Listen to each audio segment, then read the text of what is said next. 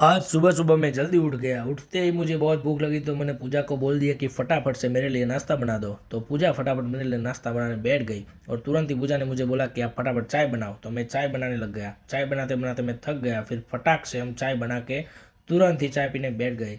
चाय पीते पीते मैंने पूजा को दिखाया कि देखो तुम्हारा नाश्ता कैसा बना है। फिर पूजा फटाफट से कपड़े सुखाने गई और वहाँ उसने क्या देखा कि जो हमने कबूतर के लिए घर बनाया था वहाँ कबूतर आ गया है और उसने अंडा भी दे दिया है। हमने कल देखा था वो कबूतर ने अंडा दिया है, तो आज हम देखेंगे कि उसके अंदर से बच्चे बाहर आए हैं कि नहीं। तो पूजा तो कब से देख रही है, देखो वो देख रही है। और अंदर वेट मैं आपको दिखाता हूँ।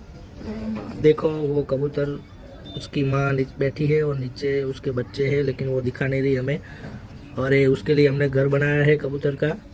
तो बस जैसे ही कबूतर हटेगा हम आपको उसके छोटे छोटे बच्चे दिखाएंगे। तो तब तक वेट करिए और हमारे यूट्यूब चैनल को सब्सक्राइब करिए।